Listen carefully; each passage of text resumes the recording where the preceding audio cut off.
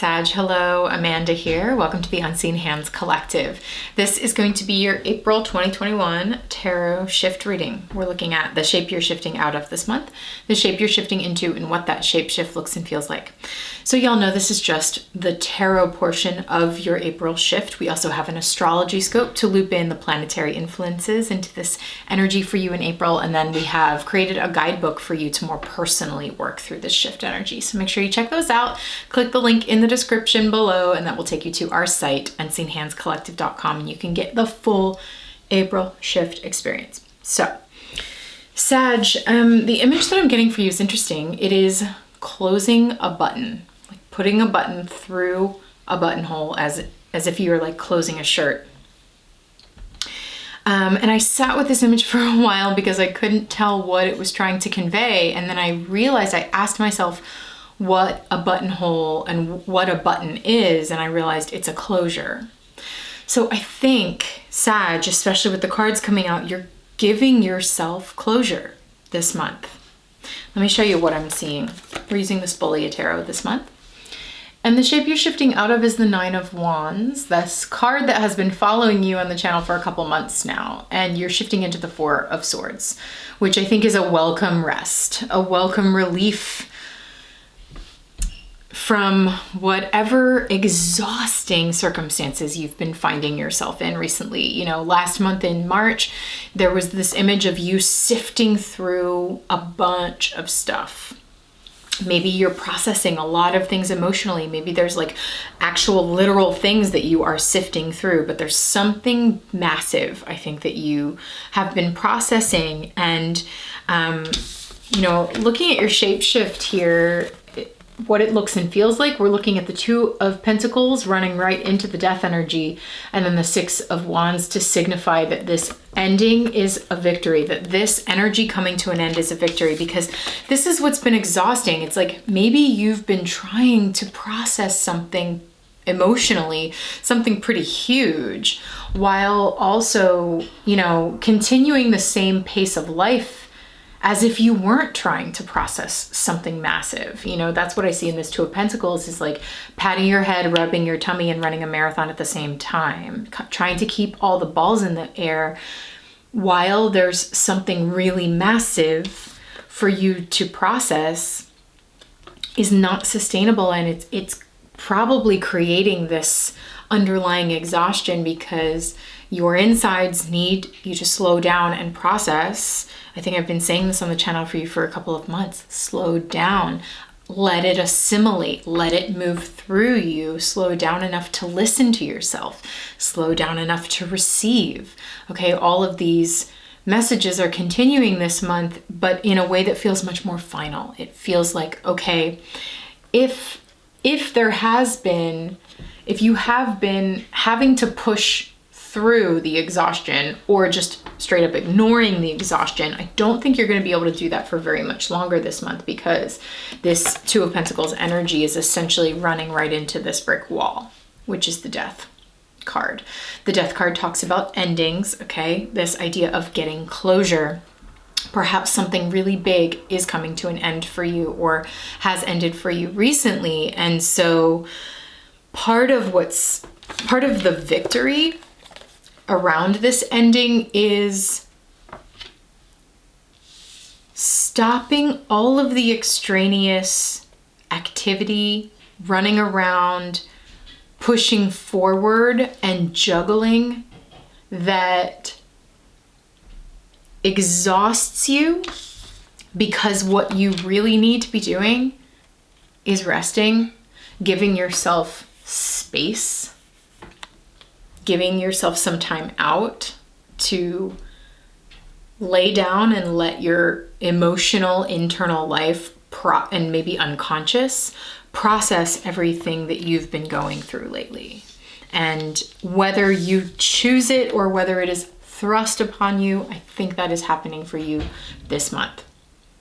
You are getting the space, the rest, the time that you need, will you or won't you, to give yourself the gift of closure. And that's, I think, why this victory card is here. That's why this feels somehow victorious, is because you've gotten over this, or you are in the process of getting over this idea that you just are expected to keep going. That's what these two cards tell me.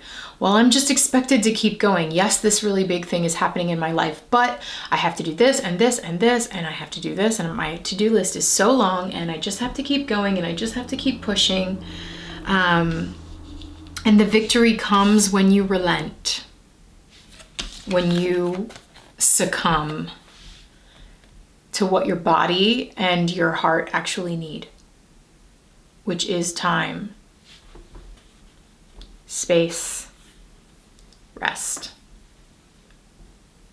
And it's like only in the resting and the slowing down and the stopping all of this motion can you actually lay down with and intimately sit with whatever this is that needs processing, that I think has been really wounding, that has been hard emotionally, that is not an easy thing to process.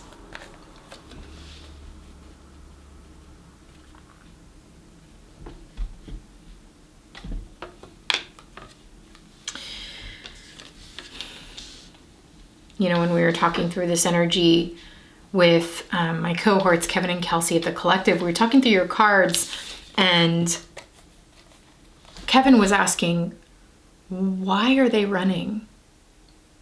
You know, like, what are you running from? Why are you continuously running? And it seems to me like with the Two of Pentacles running right into the death energy, if that's a question for you this month, you're going to run right into why you keep running. And that is going to help you bring healing, help you find closure in a situation. It's like when something really big shifts in our lives, and there's like a whole part of our life that is no longer with us or no longer a part of our experience. There can be this tendency to mentally conceive of closure and to like theorize what closure is and like imagine getting closure. And then it's a whole other thing to actually give yourself the physical space and time and slowness that is required to experience closure. Okay, so there's something coming through in this reading about the difference between intellectualizing the idea of closure versus actually giving yourself, granting yourself the physical lived experience of closure, which does require that you slow down and give the time and space, create the environment for that to happen, for you to have that closure experience. Interesting. Okay, Sag, so I'm going to take this into a deeper reading now, into the extended version of your tarot shift. If you'd like to join me for that, I'm going to pull some other cards, try to get specifics out of these energies and see what else we can get for you for April. So you can click the link in the description below, and that will take you over to unseenhandscollective.com, where you can access this extended reading in the shop and in our monthly memberships. So go check it out, and we'll see you over there. All right, Sag, thanks for being here.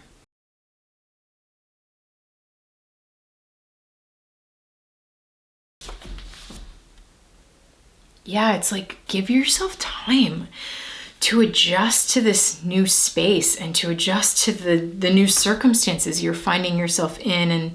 And like, you know, death is kind of, this energy is kind of lights out. You know, it's like lights out on your external experience. Time to go within. And that shift from, basically, you could conceive of it in a tarot context of like this, from the sun, external expression, to the moon, internal feeling and experiencing. That is a big shift from day to night. let your eyes adjust. You can see in the dark, Sagittarius. You can, but you have to give yourself time for your eyes to make that adjustment. They're not used to seeing in the dark. Let your eyes adjust.